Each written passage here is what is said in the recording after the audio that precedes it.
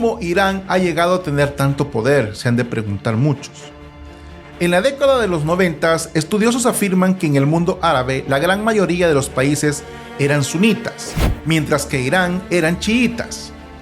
Esto hizo a los iraníes sentirse aislados y pensar en una estrategia para defenderse en caso de verse amenazado por alguno de sus vecinos árabes, en especial de Arabia Saudita, que en ese momento se había convertido en una potencia. Esto abrió el espacio para que proliferaran diferentes grupos armados, los cuales fueron desarrollados y distribuidos en diferentes regiones para que hicieran el trabajo sucio de Irán, entre ellos la fuerza libanesa Hezbollah, un grupo que para la Unión Europea y Estados Unidos es a todas luces terrorista, con presencia en países del área como Siria, el Líbano, Irak, Yemen, entre otros. Bienvenido a tu canal Política y Fe, vista de otra manera, con Mau Caballero. Suscríbete, comparte y da clic a la campanita para notificaciones de nuevo contenido. El género mítico del cual se desprende parte del libro del Génesis en la Biblia ubica al ser humano en un hermoso jardín, donde a la pareja de tórtolos no les hacía falta nada. Pero no contentos como Dios los tenía, terminaron complicándose la existencia. Las interpretaciones indican que el jardín del Edén se ubica en lo que hoy es una región al norte de Irán. Por otro lado, a Israel se le conoce como el pueblo elegido por Dios. En otras palabras, si lo vemos desde el cristianismo, dos regiones geográficas en las cuales Dios puso sus ojos, es decir, las niñas de sus ojos. Sin embargo, estos dos pueblos hermanos, como Caín y Abel, no pueden tener buenas relaciones. Sí, así como lo oye. Para muestra un botón. El sábado pasado, la Guardia Revolucionaria iraní, una rama de las Fuerzas Armadas de Irán, lanzó un ataque contra objetivos de Israel. En respuesta al primer ministro de ese país, ha convocado a todo su gabinete de guerra para activar su sistema de defensa y enfrentar el ataque. La guerra entre estos dos países es la de nunca acabar, pero nos preguntamos, ¿cuál es el origen de este conflicto? Aquí se los voy a explicar. En unos minutos usted tendrá una idea clara de lo que acontece en este sector del mundo.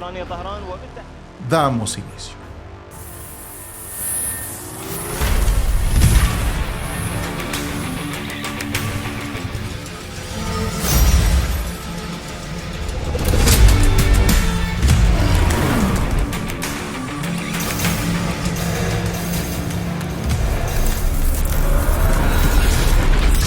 Política y Fe, vista de otra manera.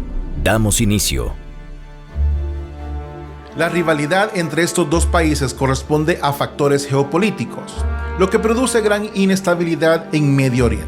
Para Irán, Israel no debe de existir, y ese es el objetivo, desaparecerlo del mapa. La razón actual por considerarlo un aliado incondicional de Occidente, mejor dicho, de Estados Unidos, a quien también quisieran ver borrado por completo, pues consideran que mete la nariz donde no lo han llamado. La relación entre estos dos países nunca fue del otro armonioso. Sin embargo, se podría decir que hubo cierta cordialidad. Muestra de ello que fue el segundo país islámico en reconocer su creación como Estado en el año de 1948. La dinastía que gobernaba a Irán, los Shahs Pahlaví, fueron uno de los principales aliados de Estados Unidos en Medio Oriente. Pero a partir del año de 1979, las cosas dieron un giro de 360 grados. Se preguntará usted, ¿debido a qué? En ese año, los ayatolás conquistaron el poder de Teherán. La revolución de Ruhollah Khomeini derrocó el Shah, imponiendo el islamismo como defensor de los oprimidos y por ende un rotundo rechazo al imperialismo, en especial contra Estados Unidos y sus amigos, específicamente Israel. Es de esta forma como Irán rompió relaciones con Israel, apoderándose de su embajada en Teherán y cediéndole a fines militares de sus fuerzas. El líder impulsador de la revolución islámica, Ruhollah Khomeini, no solo se declara enemigo de Israel, sino que fue más allá, abrazar la causa del pueblo palestino brindándole su apoyo oficial. ¿Cómo Irán ha llegado a tener tanto poder? Se han de preguntar muchos. En la década de los 90, estudiosos afirman que en el mundo árabe la gran mayoría de los países eran sunitas, mientras que Irán eran chiitas. Esto hizo a los iraníes sentirse aislados y pensar en una estrategia para defenderse en caso de verse amenazado por alguno de sus vecinos árabes, en especial de Arabia Saudita, que en ese momento se había convertido en una potencia. Esto abrió el espacio para que proliferaran diferentes grupos armados, los cuales fueron desarrollados y distribuidos en diferentes regiones para que hicieran el trabajo sucio de Irán, entre ellos la fuerza libanesa Hezbollah, un grupo que para la Unión Europea y Estados Unidos es a todas luces terrorista, con presencia en países del área como Siria, el Líbano, Irak, Yemen, entre otros. Se cree que tiene presencia en países de América del Sur y Centroamérica, sin embargo, permanecen en un rotundo silencio. En 1992, Hezbollah participó en las elecciones en el Líbano, obteniendo una muy buena aceptación de la población, y en el año de 1997, Hezbollah forma una brigada libanesa multiconfesional para luchar contra la ocupación de Israel.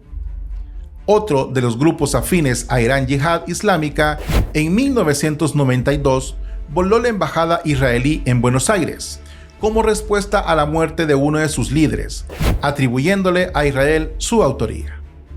En el ataque a la embajada murieron 29 personas. ¿Pero a qué le teme Israel? Pues nadie quiere tener a un vecino loco y peor si está armado. Por ende, lo mejor será tenerlo al menos vigilado e impedir hasta donde sea posible que se arme. Es así como Israel le preocupa el desarrollo del armamento nuclear de Irán y no cree en lo absoluto que su desarrollo persiga fines civiles. Las acusaciones entre estos dos países son como las dos hermanos que no se quieren y se pasan culpabilizándose uno al otro de las desgracias en las que viven. Lo cierto es que Teherán responsabiliza a Israel de la muerte de sus científicos y todo aquel comprometido con el desarrollo de sus planes nucleares. Otro de los ejemplos concretos de esta guerra interminable es un hecho ocurrido en el año 2021. Buques israelí fueron atacados en el Golfo de Omán. Israel responsabilizó a Irán. Por su parte, este respondió que Israel había atacado a sus barcos en el Mar Rojo. Hechos más recientes ocurrieron en el año 2023, cuando las fuerzas de Hamas atacaron el Estado de Israel. En respuesta, este lanzó una ofensiva en la zona de Gaza. Lo que se temía es un conflicto de proporciones más elevadas en toda la región. Ahora, cuando todo parecía que Teherán se había quedado sin cobrar venganza por el golpe a sus amigos palestinos, fue solo una falsa interpretación. No es así. No se había olvidado.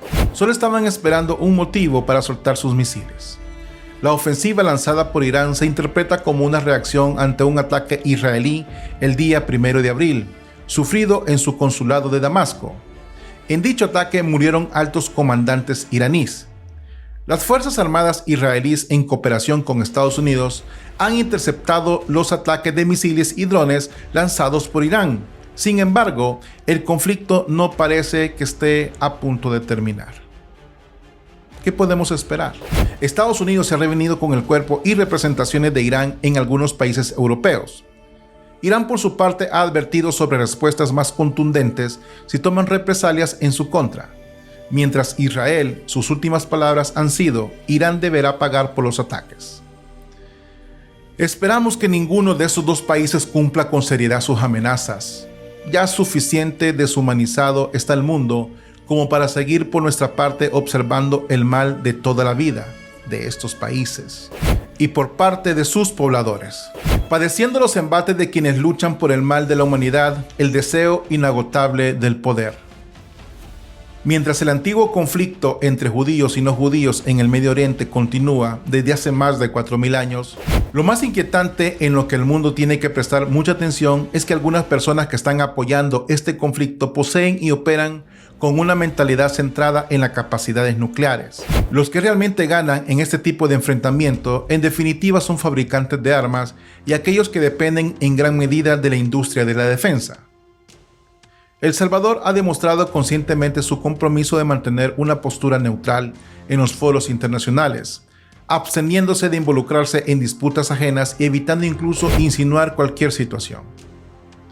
Yo creo que El Salvador tiene el potencial de consolidarse como un referente global en el ámbito de la política internacional, en la medida que pueda ampliar su territorio y servicios de mediación para facilitar la resolución pacífica en los conflictos, permitiendo distanciarse de los involucrados. Esperamos que esto no pase a más y que los humanos aprendamos de nuestra historia.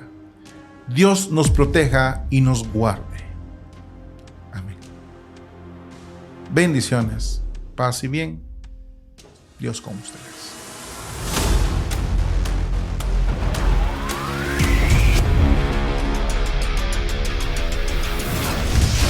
Política y fe, vista de otra manera.